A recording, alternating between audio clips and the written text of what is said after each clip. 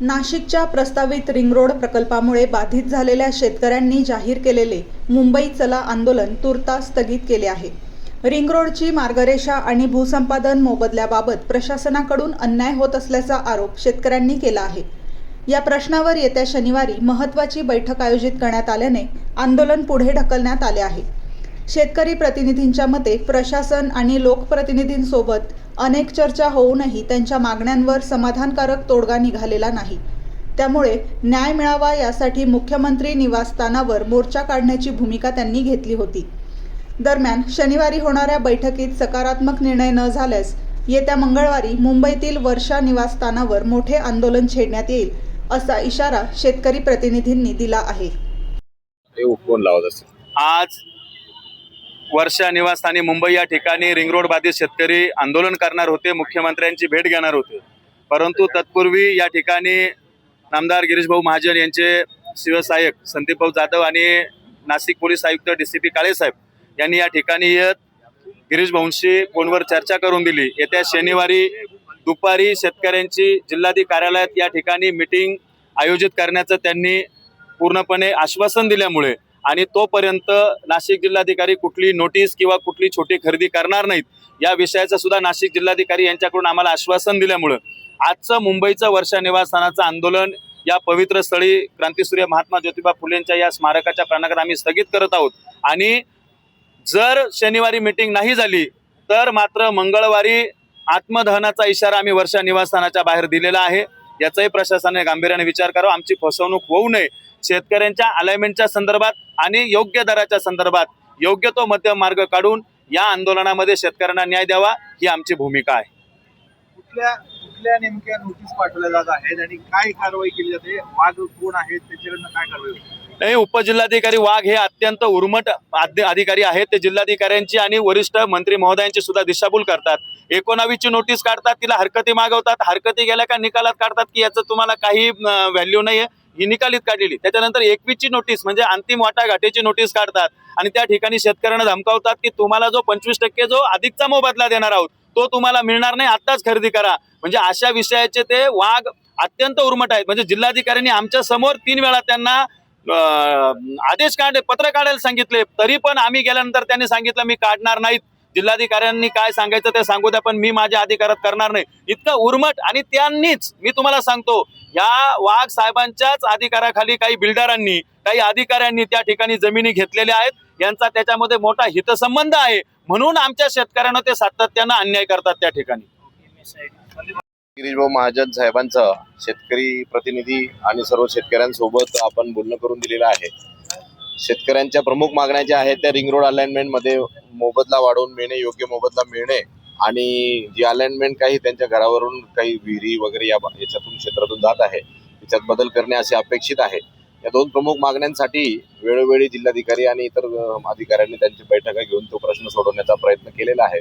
परंतु शासन दरबारी काही गोष्टी ज्या आहेत त्या मांडणे गरजेचं असल्या कारणाने माननीय मंत्री नामदार गिरीश महाजन साहेबांनी आता सर्व शेतकऱ्यांशी संवाद साधलेला आहे आणि त्यांना विनंती केली आहे की आपण पुढे कुठेही आंदोलन न नेता इथं स्थगित करावे व त्या संदर्भाने जी बैठक आहे ती प्रमुख बैठक सर्व अधिकाऱ्यांच्या उपस्थितीमध्ये नाशिक येथे घेण्यात येईल। स्वतः व्यक्तिशः मंत्री महोदय उपस्थित राहून सर्व लोकप्रतिनिधी वगैरे यांना निमंत्रित करून ती बैठक होणार आहे आणि त्या विनंतीला मान देऊन आता सर्व शेतकऱ्यांनी येथे पुढील आंदोलन स्थगित केले आहे, त्याबद्दल आम्ही आभारी आहोत। धन्यवाद।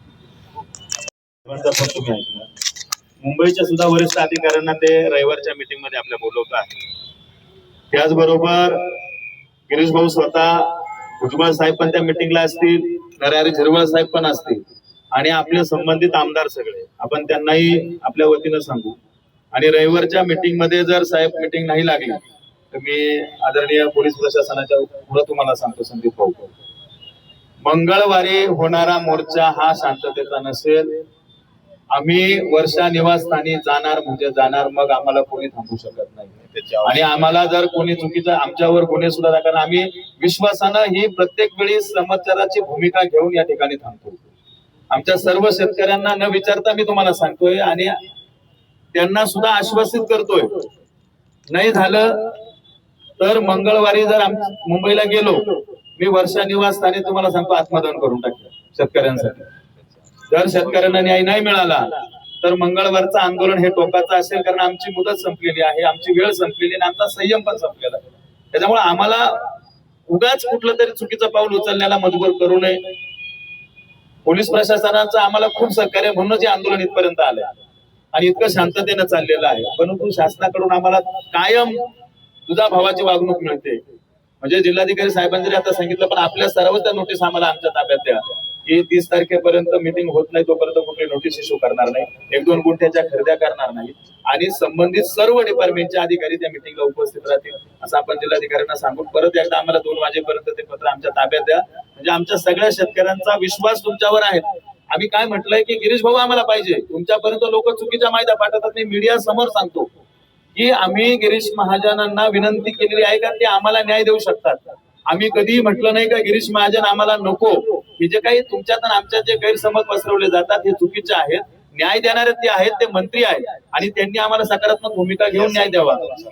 हीच आम्हाला या संकटातून त्यांनी बाहेर काढावं. पावसाचं आसमानी संकट आमच्या बोकांडी आहे, पाऊस पडत नाही, शेतीची कामं आमची सुरू नाहीत आणि अशा परिस्थितीत एवढे शेतकरी हवालदिल असताना शासनाने सुद्धा तिथं दयामाया दाखवावी आणि आपण त्या संदर्भात तुम्ही स्वतः याचं नियोजन करावं. आमचा दुसरा कोणावर आता विश्वास नाही. काळे साहेब आपण त्या ठिकाणी आहात, पोलीस प्रशासनाच्या वतीने आपणही, आणि मी नाशिक पोलीस आयुक्त संदीप कर्णिक साहेब यांचं सुद्धा मनापासून आणि सगळ्या पोलिसांचं मनापासून आभार व्यक्त करतो की आतापर्यंतच्या झालेल्या ग्रामीणचे एसपी साहेब असतील, स्वामी साहेब, या सगळ्या पोलीस प्रशासनाने आम्हाला खूप मदत केली. शेतकऱ्यांना कुठलाही चुकीचा गुन्हा दाखल केला नाही. याच्यापूर्वी संदीप भव्य गुन्हा दाखल झालेला आहे.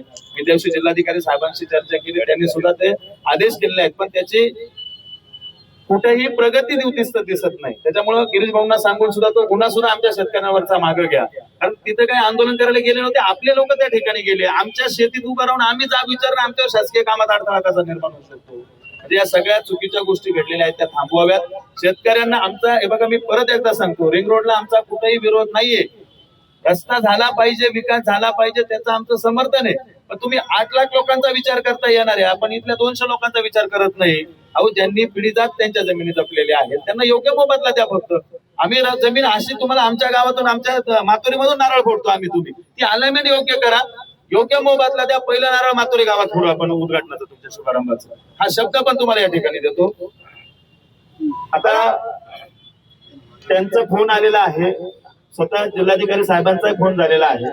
संदीप भाऊ त्या मीटिंगची जबाबदारी पण घेता आहे. म्हणजे मला असं वाटतं क्रांती सूर्य महात्मा ज्योतिबा फुलेंच्या या पवित्र प्रांगणामध्ये नक्कीच शेतकऱ्यांचा विजय येत्या रविवारी होईल असा विश्वास आपण या ठिकाणी त्यांच्यावर ठेवू. आणि आज मुंबईकडे निघालेलं जे काही आपलं आंदोलनाचा पवित्र होता तो या ठिकाणी स्थगित करून, जर रविवारी मीटिंग नाही झाली, आमचा सहयोग सोहळा लावू नका साहेब, जर रविवारी मीटिंग नाही झाली तर मंगळवारी पुन्हा एकदा सहकुटुंब सहपरिवार आपण वर्षा निवासस्थान गाठायचं आणि मग जोपर्यंत न्याय मिळत नाही तोपर्यंत घरी यायचं नाही. त्या ठिकाणी आत्मदहन आंदोलन करायची वेळ आली तरी आपण या ठिकाणी त्यांना सांगितलं आम्ही करू, कारण आमचे शेतकरी असे मेले तसे मेले, जगून तरी काय करायचं, ही भूमिका आपण त्या ठिकाणी घेऊया. सगळ्यांना हा निर्णय मान्य.